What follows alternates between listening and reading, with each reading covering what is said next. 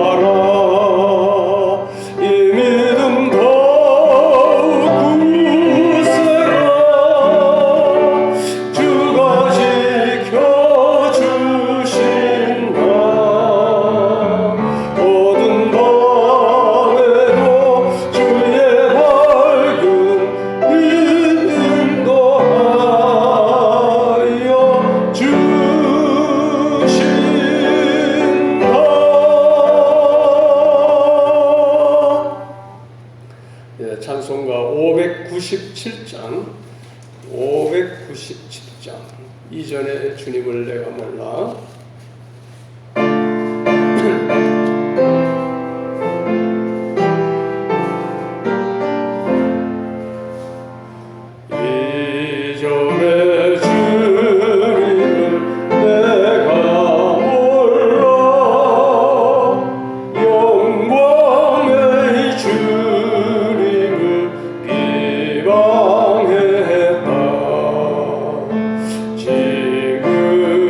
지극한 그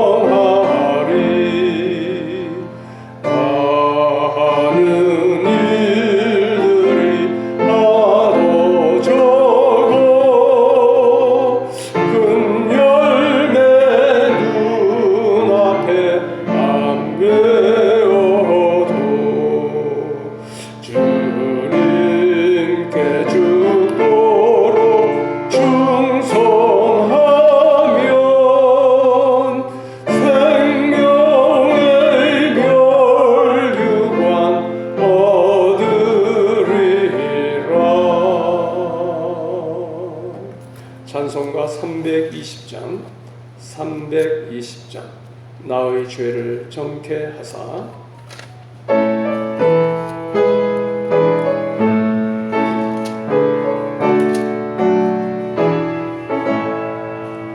나의 죄를 정케 하사 주의 일꾼 삼으신 구세주의 넓은 사랑 항상 찬송합니다. 나를 일꾼 삼으신 주 크신 능력 주시고 언제든지 주 뜻대로 사용하여 주소서. 내게 부어 주시려고 은혜 예비하신 주 주의 은혜 채워주사 능력 있게 하소서. 나를 일꾼 삼으신 주 크신 능력 주시고 언제든지 주 뜻대로 사용하여 주소서. 주신 주의 능력 크도다. 나를 피로 사신 예수 내 맘속에 오소서.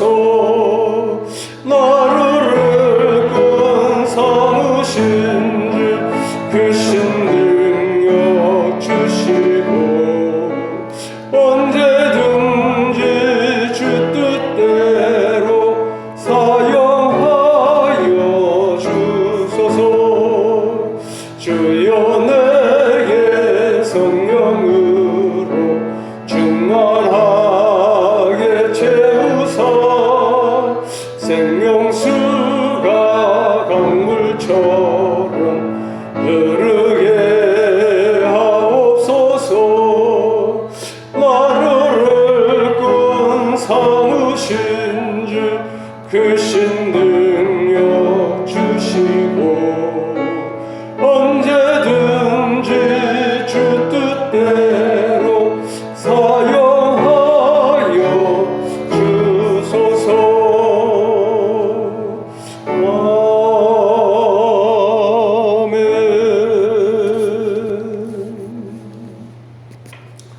기도드리겠습니다. 사랑의 아버지 하나님, 감사합니다. 무더운 여름 이제 폭우가 지나가고 또 이렇게 폭염이 저희들을 힘들게 하고 있지만 하나님께서 우리를 지켜주시고 낮의 해와 밤의 달이 우리를 상하지 않게 하실 줄 믿습니다. 이 무더위에 이 기도원의 모든 수목들이 폭우도 이기고 폭염도 이기며 무럭무럭 성장해 감같이 우리도 이 무더운 여름철이지만 우리의 믿음이 무럭무럭 성장하게 하시고 가을에 아름다운 열매를 맺게 하여 주옵소서. 이 시간에도 저희들을 은혜의 보좌로 불러주셨으니 감사합니다. 저희들이 보혈의 공로 의지하여 하나님의 지성소 앞에 나아왔사오니 하나님 이 자리에 임재하여 주시고 저희들을 만나주시고 만져주시고 저희들을 영육간에 새롭게 하여 주옵소서. 저희들이 다 육신과 영혼이 연약하고 병든 가운데서 하나님 앞에 나아왔습니다. 아버지 하나님, 저희들을 긍휼히 여겨주시고 주님께서 십자가 위에서 흘리신 보혈로 머리에서 발끝까지 적셔 주옵시며 주님의 능력의 손으로 우리의 연약한 부분들을 어루만져 주시며 치료의 광선을 비춰주셔서 우리의 병든 부분 완전히 회복되게 하여 주옵소서. 저희들이 건강함을 얻어서 이 무더위를 이기며 주님을 더욱더 사랑으로 잘 섬길 수 있게 하여 주시고 주신 사명, 특별히 영혼 구원하는 사명 잘 감당할 수 있게 하여 주옵소서. 우리 저울창광교회를 하나님께서 이 동산에 세워주셨사오니 아버지 하나님 구원의 방주로서의 사명을 온전히 감당케 하시며 또 복음의 빛을 찬란히 비라는 등대와 같은 사명 잘 감당하여서 이 진세골을 복음화하는 복음화의 전초 기지가 되게 하여 주옵소서. 아버지 하나님, 저희들이 이제 전도지를 각 가정마다 또 길거리에서 이렇게 나누어주는 전도를 하고 있습니다. 아버지 하나님, 전도지를 받는 자마다 우리 저울창광교회에 나오고 싶은 마음이 일어나게 하시고 이곳에 나와서 선포되는 말씀을 통하여 그 영혼이 살아나게 하시며 병든 심령들이 고침받게 하여 주시고 또 믿음이 연약한 자들이 강건한 믿음을 가질 수 있게 하여 주옵소서. 이 전에서 우리가 모여서 기도하는 모든 것 하나님께서 들어주시고 개인적으로 하나님 앞에 간절히 간구하는 모든 기도 하나님께서 응답하여 주셔서 저희들이 마음껏 하나님의 살아계심과 사랑과 능력을 증거할 수 있게 하여 주옵소서.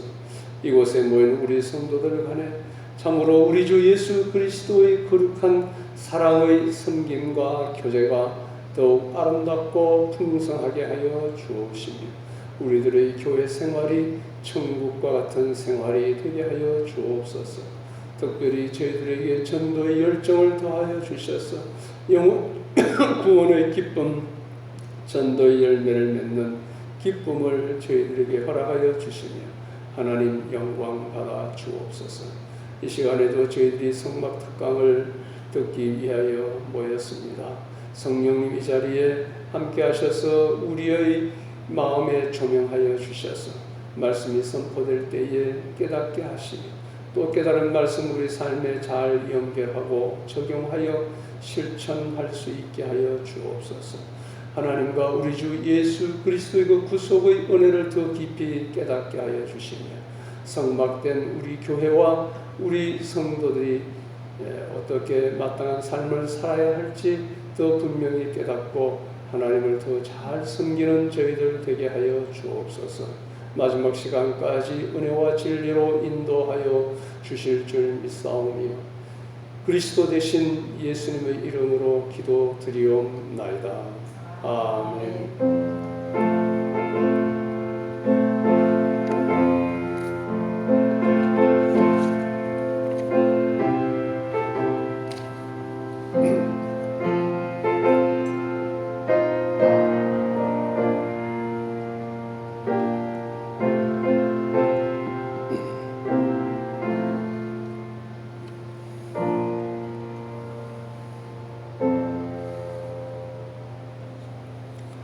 이제 하나님의 말씀 출애굽기 28장 40절에서 43절까지 출애굽기 28장 40절에서 43절 제가 봉독하겠습니다. 40절 아론의 아들들을 위하여 속옷을 만들고 그들을 위하여 띠를 만들며 그들을 위하여 관을 만들어 영화롭고 아름답게 하되 이것들을 너희 형 아론과 그와 함께한 그의 아들들에게 입히고 그들에게 기름을 부어 위임하고 그들을 거룩하게 하여 그들이 내게 제사장직을 행하게 하여라. 이 42절 그들을 위해 배로 속바지를 만들고 허리에서부터 두 넓적 다리까지 이르게 하여 그들의 하체를 가리게 하여라. 43절 아론과 그의 아들들이 회막에 들어갈 때나 제단에 나아가 거룩한 곳에서 섬기려 할 때에 이것들을 입어야 하며 그래야 그들의 죄를 지어 죽는 일이 없을 것이다. 이것이 그와 그의 후손이 지킬 영원한 규례이다. 아멘. 오늘 요절이 되는 말씀 베드로전서 2장 9절 통독하겠습니다. 베드로전서 2장 9절입니다. 신약성경 베드로전서 2장 9절. 그러나 너희는 택하심을 받은 족속이고 왕같은 제사장들이고 거룩한 나라이고 그분의 소유된 백성이니 이는 너희를 어둠에서 그분의 놀라운 빛에 들어가게 하신 분의 덕을 선포하게 하시려는 것이다. 아멘. 자, 오늘 본문 40절에 영화롭고 아름답게라는 말씀이 나옵니다. 28장 우리 2절 초반부 2절에도 내 형 아론을 위하여 거룩한 옷을 지어 영화롭고 아름답게 할지니 라는 말씀이 나옵니다.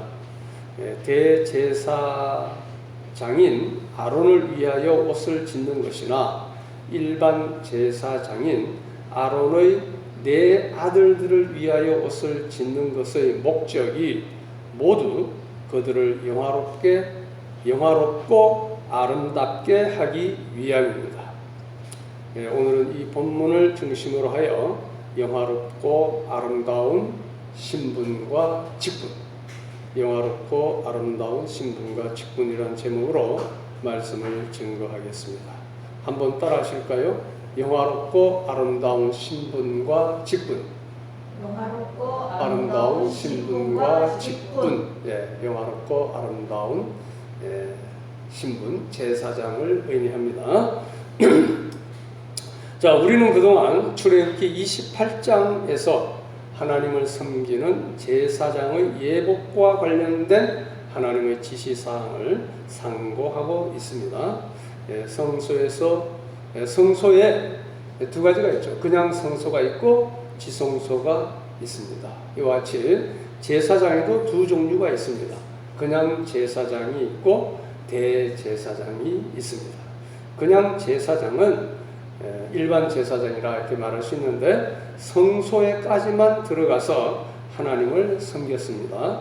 그러나 대제사장은 1년에 한 차례 대속죄 일에 지성소에까지 들어가서 하나님을 섬겼습니다. 자, 지난주일까지는 아론, 즉 대제사장이죠. 대제사장의 여러 예복에 관한 지시사항을 상고하였습니다. 자, 오늘은 아론의 아들들. 아론의 아들들이 몇 사람이죠? 아론의 아들들이 네 사람입니다. 네 아들. 아론의 아들들, 즉 일반 제사장의 여러 예복에 관한 지시사항을 상고합니다. 이 예복들은 장차 오실 메시아의 인격과 섬김과 영광을 상징하며 신약시대 교회와 성도들을 또한 상징한다고 하였습니다. 자, 이제 본론으로 들어갑니다. 자, 오늘 본문은 일반 제사장의 예복 규례입니다. 자, 이전까지는 대제사장 예복 규례였어요. 이제는 일반 제사장의 예복 규례. 이제 28장의 마지막 부분입니다. 내용은 크게 네 문단으로 나눠볼 수 있는데 다음과 같습니다. 제 1문단 40절이고요. 아론의 아들들을 위하여 속옷과 띠와 관을 만들어라 라는 말씀이고, 제 2문단 41절 아론의 아들들에게, 아론의 아들들이 일반 제사장이죠, 예복을 지어 입힌 후 기름을 부어 성결케 하고 또 위임하여 제사장 직분을 행하게 하라 라는 내용이고, 제 3문단 42, 43절 상반절까지인데 배로 3배입니다. 세마포 배로 고의를 지어 입히라, 속바지를 의미합니다. 자, 제 4문단 43절 하반절 이상은 아론과 그 후손이 영원히 지킬 규례이다. 이렇게 네 문단으로 나눠볼 수 있습니다. 이제 한 절 한 절 같이 읽으며 묵상하겠습니다. 자, 39절 보겠습니다. 39절 성경 말씀 그대로 피세요. 28장 39절 같이 시작. 가는 배실로 줄무늬 속옷을 만들고 가는 배실로 관을 만들며 수를 놓아 띠를 만들어라. 자, 오늘 본문은 40절부터지만은 39절 한 번 더 읽었는데요. 그 39절까지는 대제사장 아론을 위한 옷에 대한 설명입니다. 예, 속옷, 그다음 관, 띠 이게 나오죠. 예, 그런데 이제 그 띠는 이제 색실로 수를 넣는 것이고 나머지 속옷이나 관은 배실, 그러니까 세마포로 만들어라 하는 것인데 대제사장 아론을 위해서입니다. 자, 40절 보면요. 자, 40절 시작. 아론의 아들들을 위하여 속옷을 만들고 그만. 예, 아들들은 제사장을 일반 제사장이죠. 예, 속옷을 만들고 계속해서 그들을 위하여 띠를 만들며 그들을 위하여 관을 만들어 영화롭게 아름하여라. 영화롭고 아름답게 하되 뭐 그런 말씀 나오죠. 이제부터 이제 일반 제사장을 위한 옷을 설명하고 있습니다. 그 39절하고 똑같아요. 39절에도 속옷, 관, 띠 나왔는데 여기도 속옷, 띠, 관 똑같습니다.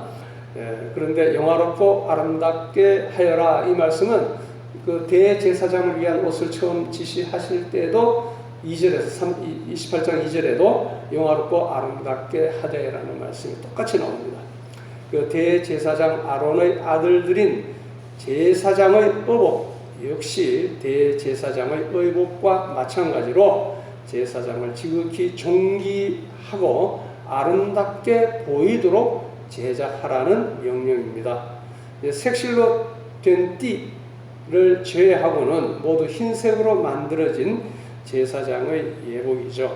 인간의 눈으로 보기에는 사실상 단순하였으며 그리 영화롭지도 않다고 볼 수 있습니다.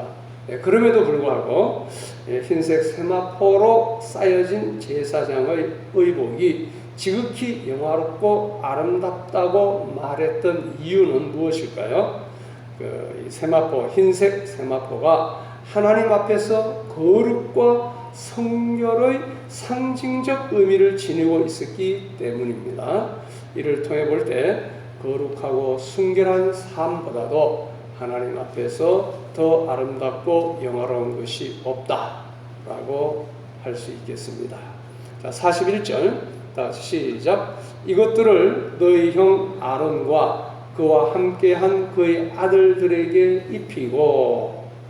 자, 이번엔 요 속옷 똑같은 거잖아요. 속옷, 관, 띠 이겁니다. 이것을 형에게도 입히고 아들들에게도 입히라. 대제사장에게도 입히고 일반 제사장 4명에게도 입히고 그 말이죠.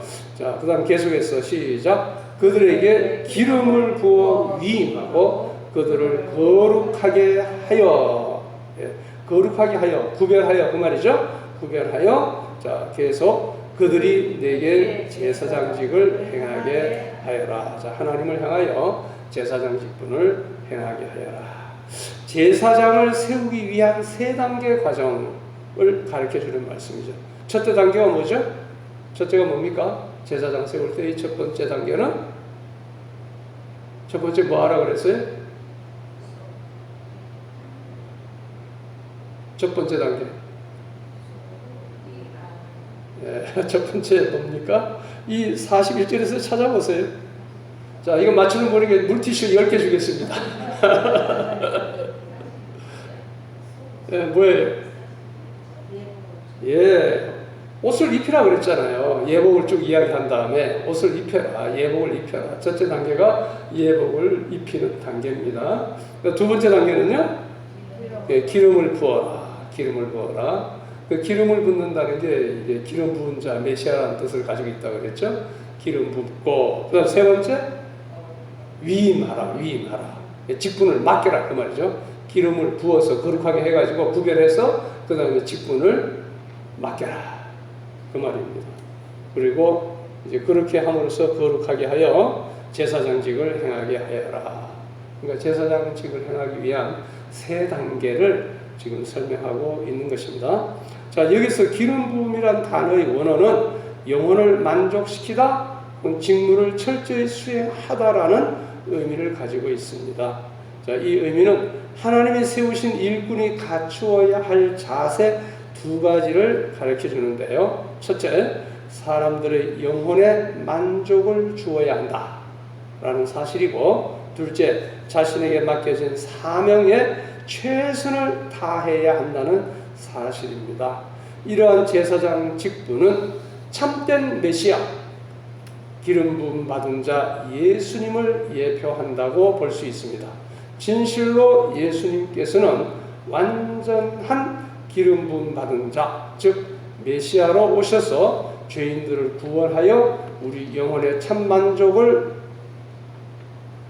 주실 뿐만 아니라 이를 위해 십자가에 달려 죽기까지 충성을 다하였습니다. 자, 42절 보겠습니다. 같이 시작. 그들을 위해 배로 속바지를 만들고 허리에서부터 두 넓적다리까지 이르게 하여 그들의 하체를 가리게 하여라. 그랬습니다. 자, 속바지는 개역개정 성경에서 고의란 말은 이제 여름용 헛바지를 의미한다 그러는데 이렇게 번역되어 있고, 이것은 무릎까지 오는 반바지라고 우리가 생각할 수 있습니다.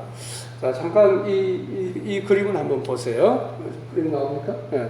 자, 이건 대제사장의 예복인데 우리가 이제 바깥에서부터 나아갔어요. 속에서부터 나온 게 아니라 바깥에서부터 제일 먼저 뭘 했습니까? 에봇 했죠.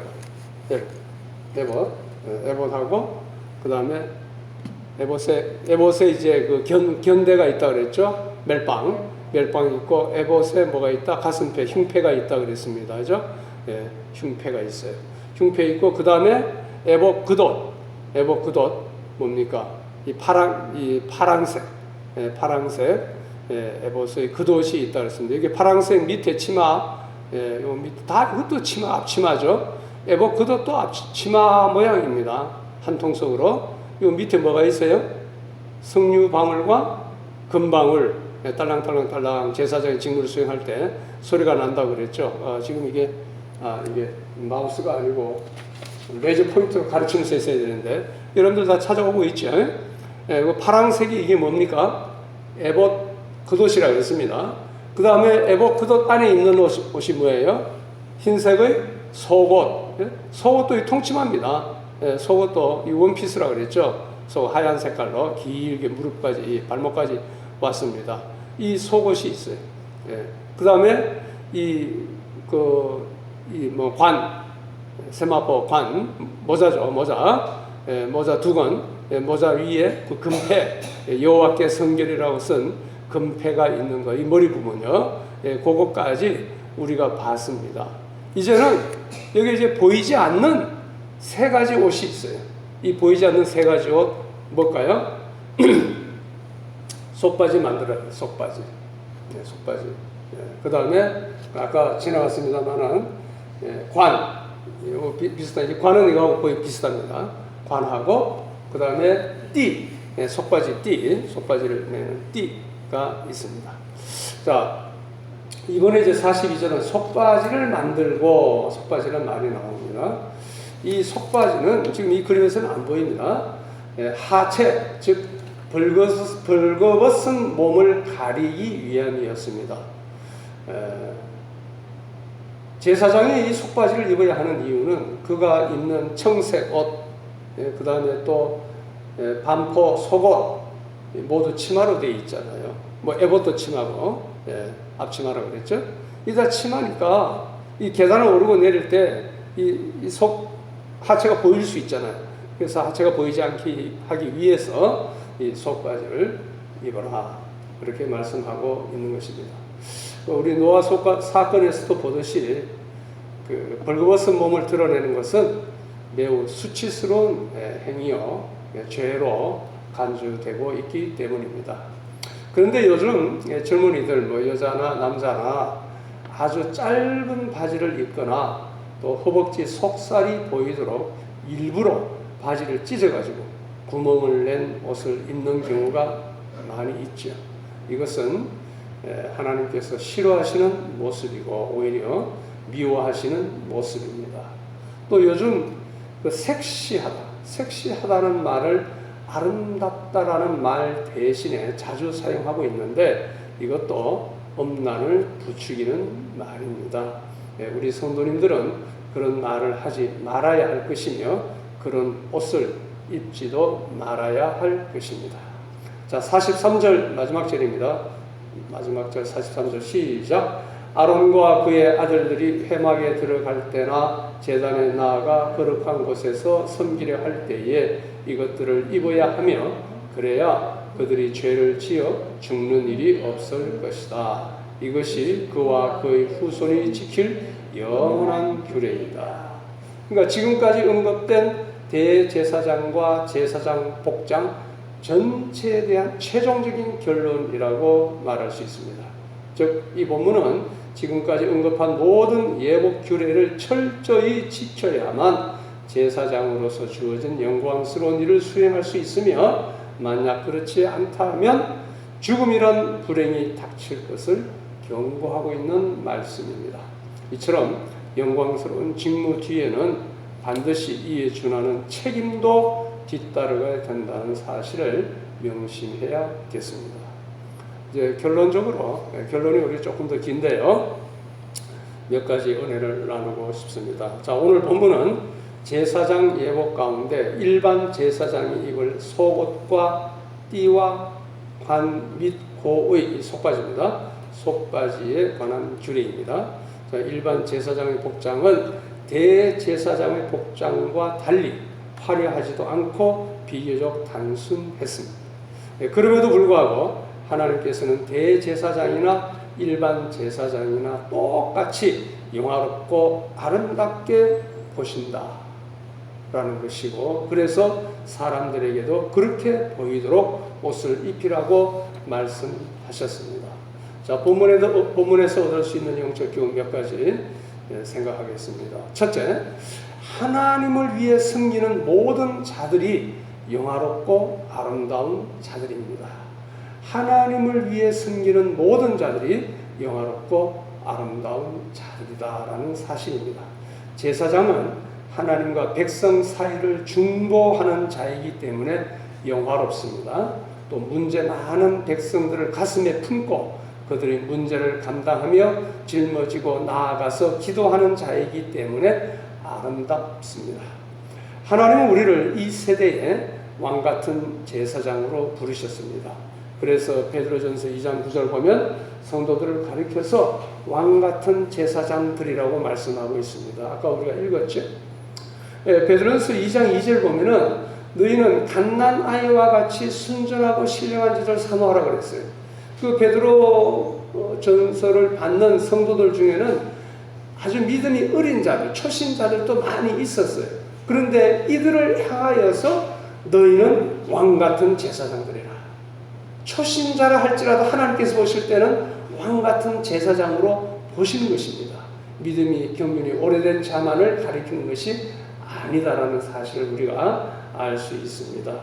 40절에서 우리는 대제사장의 옷만 아름답고 영화롭게 만들어진 것이 아니었음을 알 수 있습니다. 물론 일반 제사장들의 옷이 대제사장이 입는 옷만큼 화려했던 것은 아니죠. 일반 제사장의 옷은 단지 반포 속옷과 띠와 관이 고작이었지만은 그럼에도 불구하고 제사장들이 입는 옷도 대제사장이 입는 옷 못지않게 영화롭고 아름답게 만들어졌던 것입니다. 이것은 오늘날 영적으로 제사장된 우리가 우리의 대제사장인 예수 그리스도의 영화로움과 아름다움에 미치지 못한다 할지라도 매우 영화롭고 아름다운 존재임을 보여줍니다. 구약시대의 제사장들이 영화롭고 아름다웠듯이 우리 성도들도 영화롭고 아름다운 존재들인 것입니다. 물론 우리는 구약 제사장들처럼 눈에 보이는 의복은 입지 않습니다. 그러나 우리는 영적으로 영화롭고 아름다운 옷을 입고 있는 그리스도로 옷을 입은 제사장들입니다. 자, 둘째, 그러므로 우리는 영화롭고 존귀한 제사장이라는 신분의식, 즉 정체성을 가져야 되겠습니다. 그런 놀라운 은혜를 주신 하나님께 감사하면서 영적 제사장이 된 자들로서 영화롭고 존귀한 제사장 신분에 대한 자존감을 가집시다. 자존감, 신분의식, 정체성 다 비슷한 말씀이죠. 스스로 품위를 지키고 자기를 존중하는 마음을 가집시다. 또한 자신을 하나님 앞에서 깨끗하게 유지하려는 지조를 가지고 절개를 지킵시다. 다니엘은요, 비록 바벨론으로 끌려간 포로였습니다.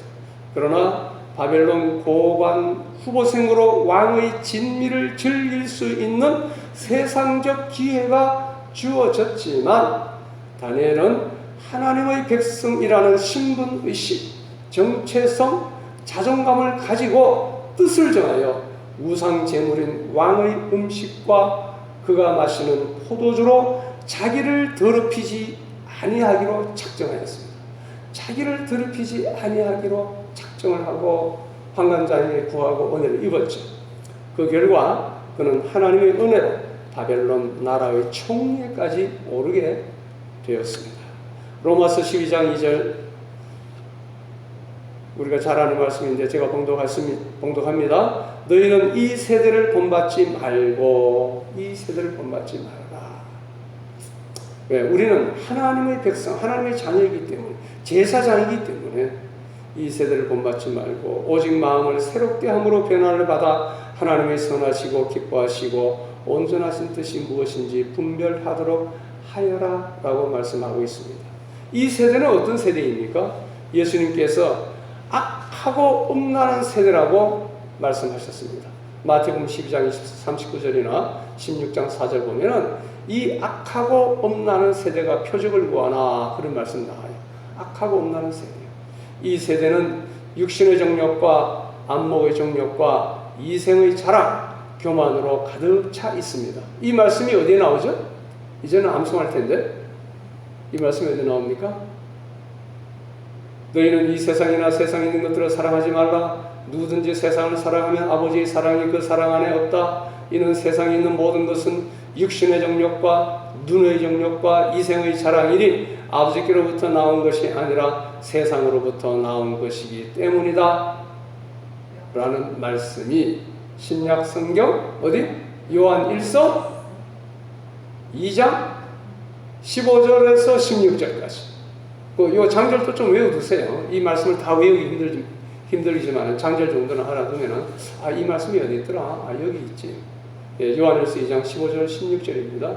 이 세대는 육신의 정욕과 안목의 정욕과 이생의 자랑으로 가득 차 있기 때문에 이 세대를 본받지 말라. 너희들은 거기에서 나와서 따로 있고 구별된 제사장직을 행하여라. 그런 말씀입니다. 자, 세 번째. 하나님께서 부르시고 존귀한 제사장으로 세우신 형제 성도들을 존귀히 여깁시다. 우리 형제 성도들도 하나님께서 부르시고 존귀한 제사장으로 세우신 분이기 때문에 그렇습니다. 하나님께서는 나만을 사랑하시고 존귀하게 여기시는 것이 아니지요. 저도 가끔요, 하나님의 그 참 사랑의 약속의 말씀을 들으면 굉장히 기분이 좋아요. 얼마나 행복한지 몰라요. 그런데 나에게 주신 것 똑같은 축복의 말씀을 다른 사람에게도 내려지는 것을 볼 때에 나만 주는 줄 알았더니 이 사람에게도 주네. 아주 좀 뭐라 그럴까요? 시기심이 난다 그럴까? 그런 게 있었어요. 하나님께서 나만 특별히 사랑하는 줄 알았는데 그게 아니구나. 그걸 제가 깨달았습니다.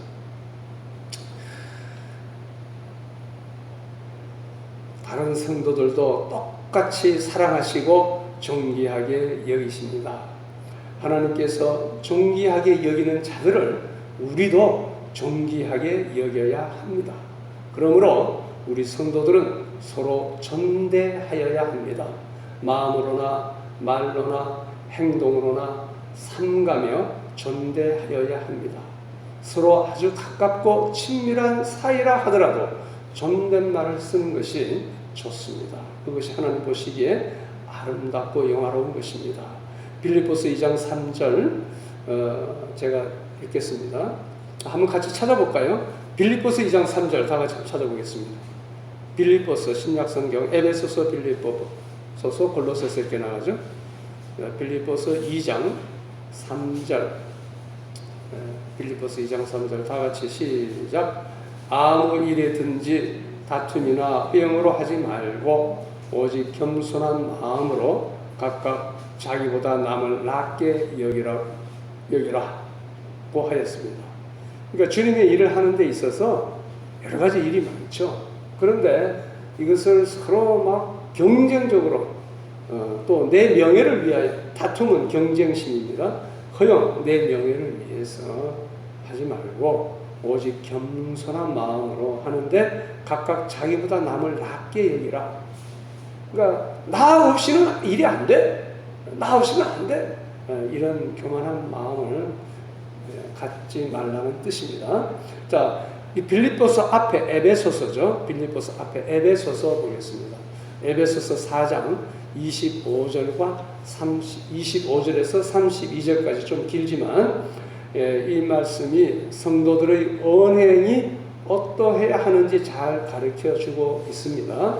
자, 함께 읽겠습니다. 에베소서 4장 25절부터 시작. 그러므로 거짓을 버리고 각각 자기의 이웃과 더불어 진실을 말하여라.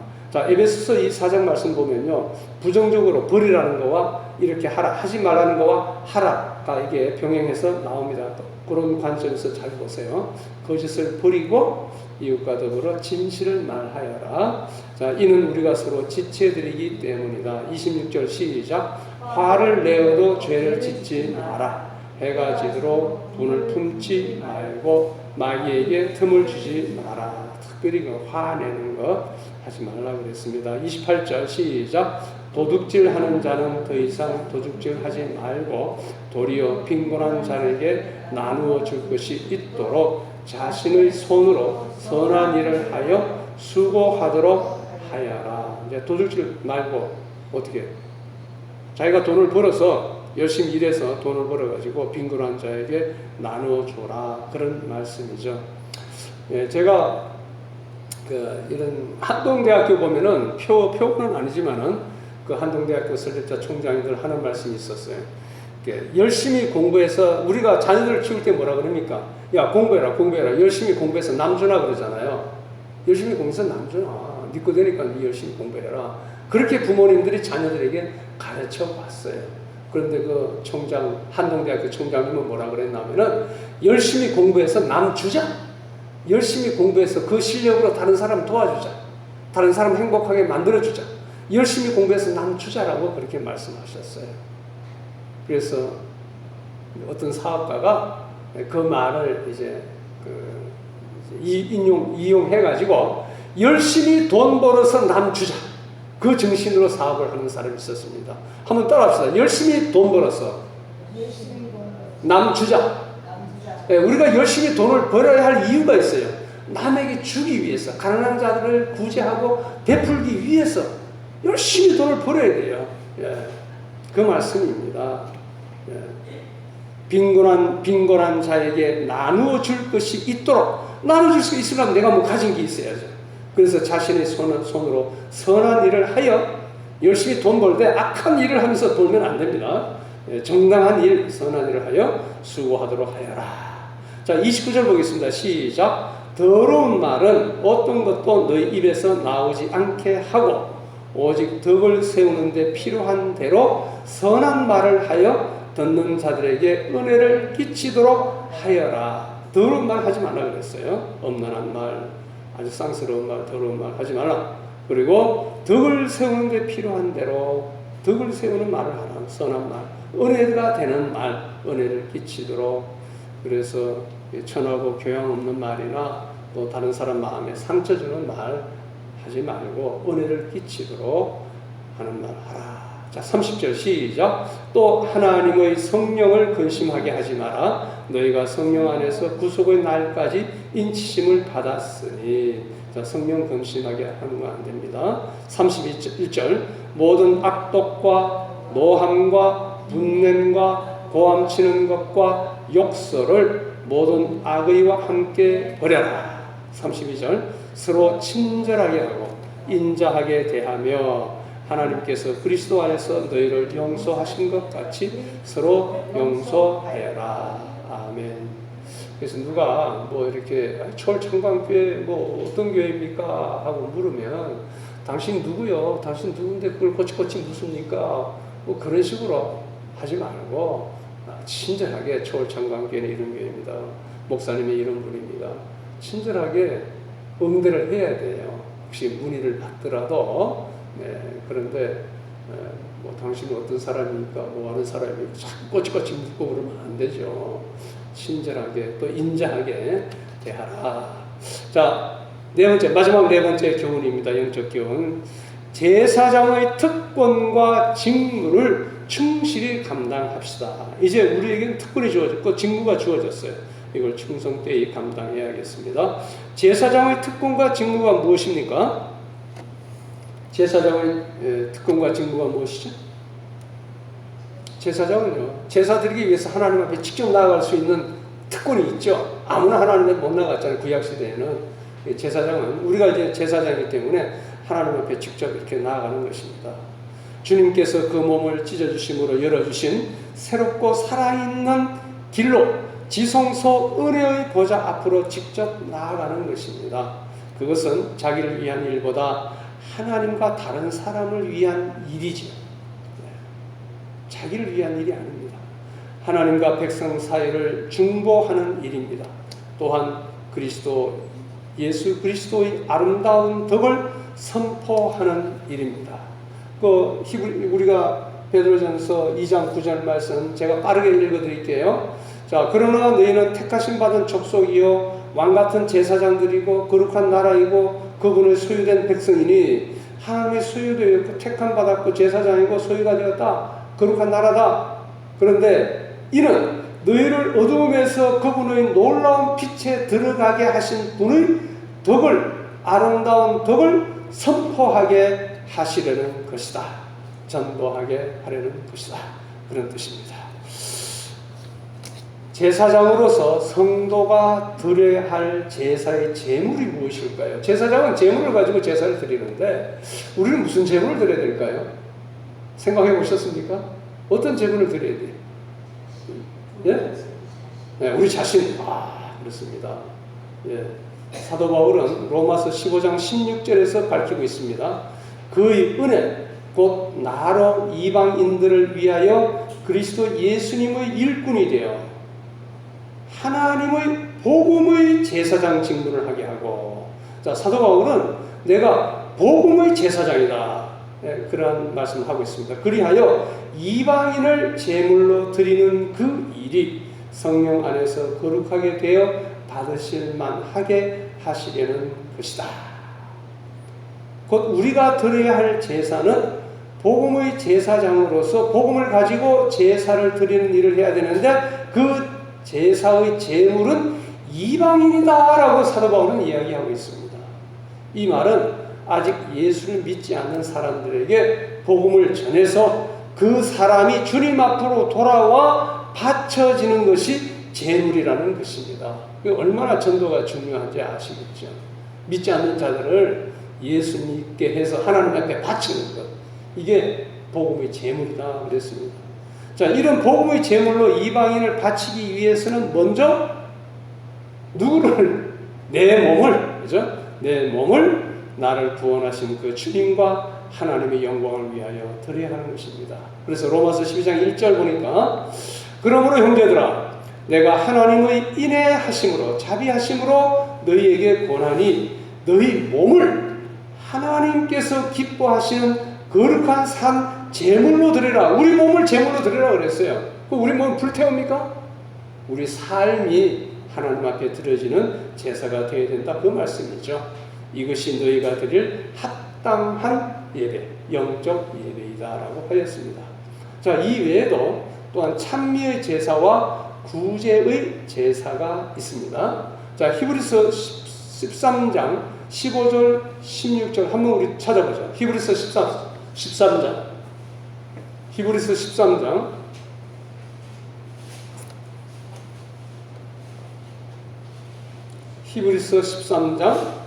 15절과 16절 히브리서 13장 시작. 그러므로 그분을 통하여 항상 하나님께 찬양의 제물을 드리자. 무슨 제물?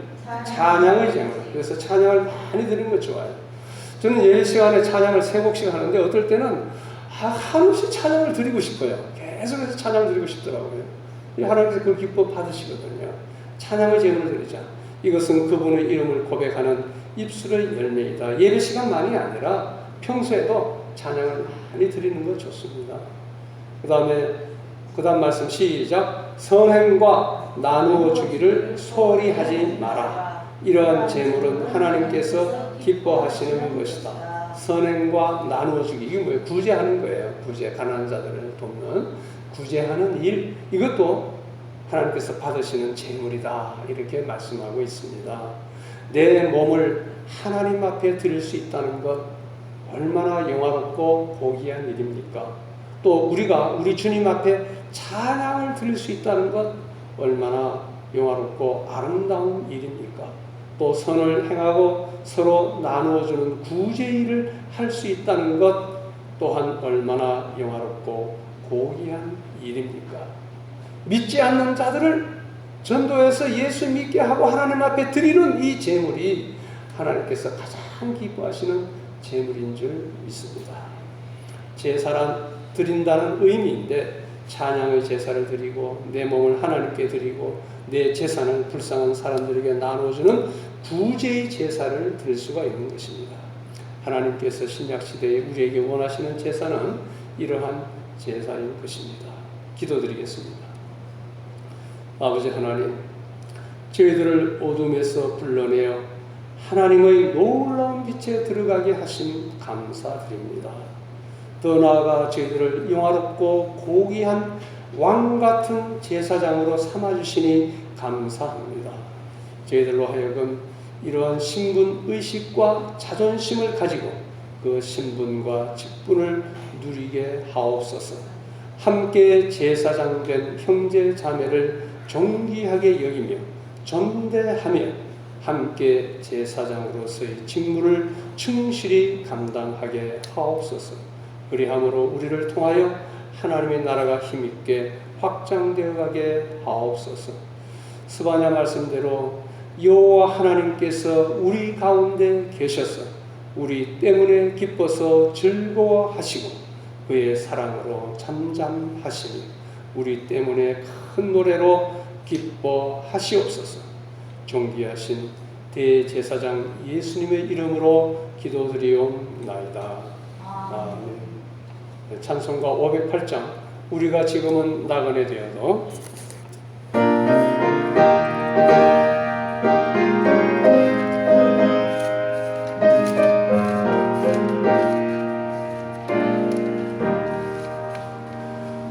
우리가 지금은 나그네 되어도 화려한 천국에 모자라 가리니 이 세상 있을 때 주 예수 위하여 끝까지 힘써 일하세. 주 내게 부탁하시니 천사도 흠모하겠네. 화목해 하신 구주의 말씀을 온 세상 널리 전하세. 주 예수 말씀이 온 세상 만민들 흉악한 죄에서 떠나라 하시. 이 말씀 듣고서 새 생명 얻으라. 이 기쁜 소식 전하세. 주 내게 부탁하시니 천사도 흠모하겠네. 화목해 하신 구주의 말씀 온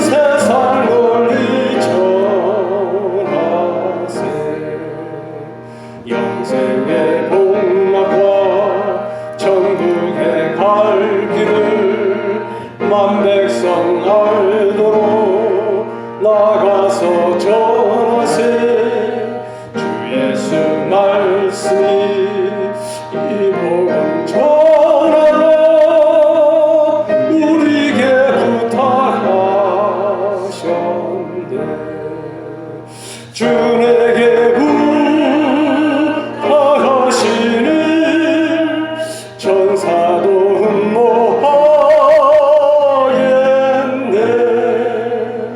화목해 하라신 구주의 말씀을 온 세상 멀리 전하세.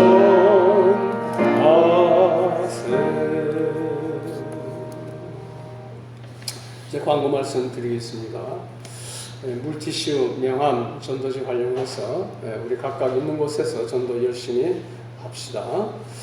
사경의 광고를 오전에 했어야 되는데 못했습니다.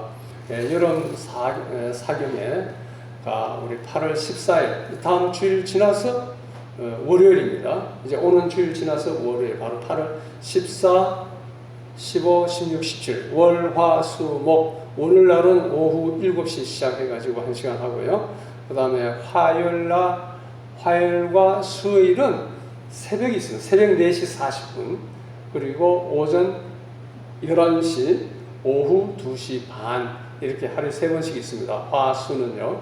그리고 저녁은 집회가 없고요. 이제 목요일 날은 새벽 4시 40분에 있고 11시 예배가 있던가 11시에 있습니까? 네, 목요일 날 11시까지 그렇게 있습니다.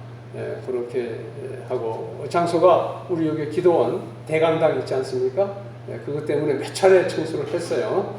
저쪽 창광교회 성도님들도 오셔서 또 우리도 합력해서 청소를 하느라고 수고했는데 큰 은혜가 임하도록 기도하시고 또 시간이 되신 분들은 참여하시면 좋고 또 그렇지 않더라도 실시간으로 방송이 나가니까 귀에 있는 대로 또 방송으로 유튜브로 그렇게 들으시면 되겠습니다. 서로 인사합시다. 당신은 고귀한 제사장 존경하고 사랑합니다. 그것까지 하면 좀 긴가요? 그러면 서로 당신은 고귀한 제사장 그렇게만 합시다. 당신은 고귀한 제사장입니다. 당신은 고귀한 제사장입니다. 고귀한 제사장입니다. 사랑하고 축복합니다. 주기도문 하겠습니다. 하늘에 계신 우리 아버지여, 이름이 거룩히 여김을 받으시오며 나라가 임하옵시며 뜻이 하늘에서 이루어진 것 같이 땅에서도 이루어지이다. 오늘 우리에게 일용할 양식을 주시옵고 우리가 우리에게 죄 지은 자를 사하여 준 것 같이 우리 죄를 사하여 주시옵고 우리를 시험에 들게 하지 마시옵고 다만 악에서 구하시옵소서. 대개 나라와 권세와 영광이 아버지께 영원히 있사옵나이다. 아멘.